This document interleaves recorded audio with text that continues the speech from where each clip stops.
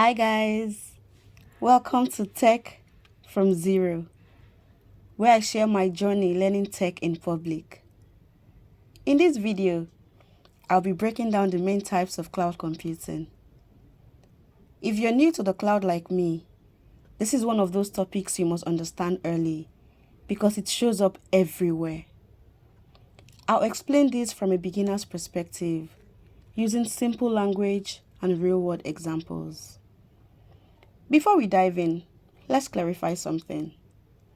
When we talk about types of cloud computing, we are not talking about services like EC2, S3, or Azure VMs, or even job roles.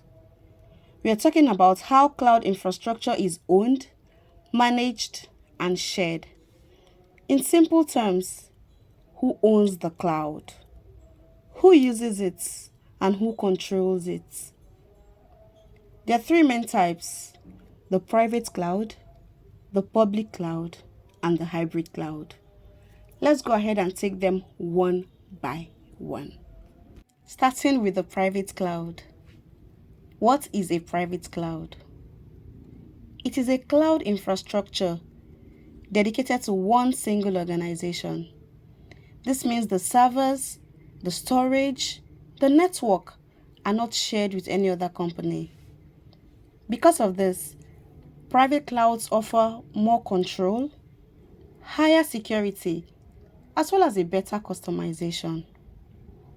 This is why private clouds are commonly used by banks, government agencies, healthcare organizations, and large enterprises with strict compliance rules.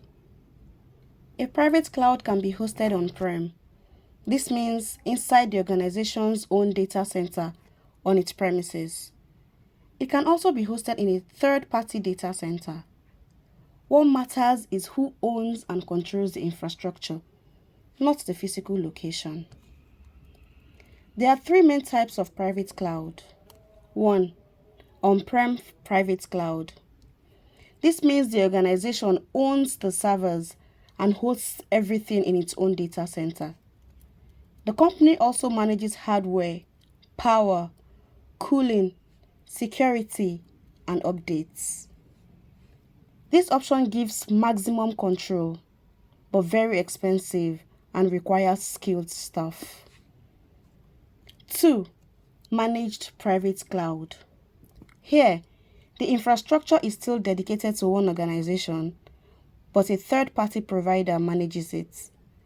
The company doesn't worry about maintenance, patching, or hardware failures. They only focus on using the cloud, not running it. Now, the third type of private cloud is the virtual private cloud. This needs a bit of clarification. A virtual private cloud is not a single physical server. Instead, it is a logically isolated private network inside a public cloud provider like AWS or Azure. So even though the cloud provider owns the hardware, the company's network is isolated and private. This gives strong security, control over networking, but without owning physical hardware. A virtual private cloud is very common in real-world cloud setups. It is important to note that private clouds are best when data is highly sensitive, where regulations are strict, and where full control is required. Moving on to public cloud. A public cloud is a cloud infrastructure owned and operated by a cloud service provider and shared among multiple customers.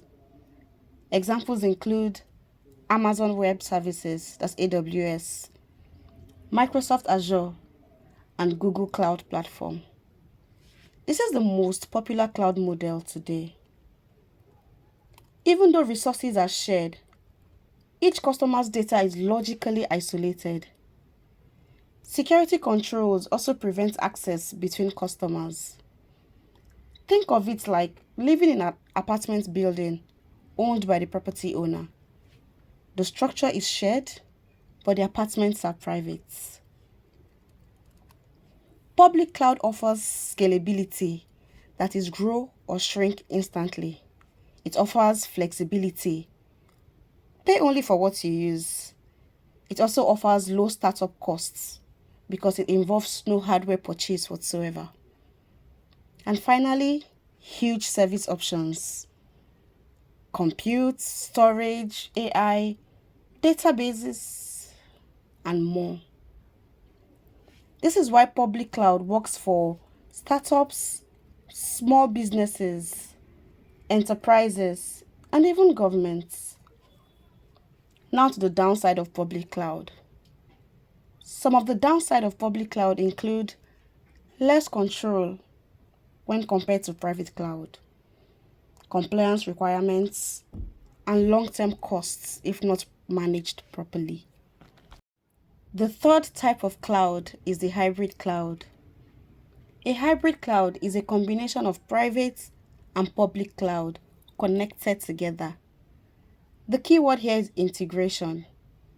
Data and applications can move between the private cloud and the public cloud.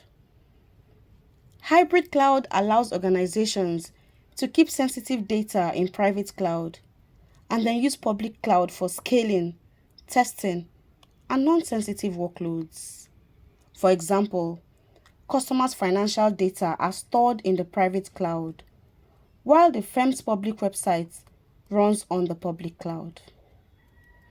Hybrid cloud is common for organizations that have legacy systems, organizations that are migrating slowly to the cloud, companies that must meet regulatory requirements, or those that need flexibility without losing control. It's a best of both worlds approach. Now let's quickly recap. Private cloud is dedicated to one organization, offers high control and security, but also at a higher cost. Public cloud is a shared infrastructure. It is cost-effective and scalable, but offers less direct control. Finally, hybrid cloud is a combination of both. It is flexible and practical, but slightly more complex to manage. If you're just starting out in cloud computing, don't stress about memorizing everything at once.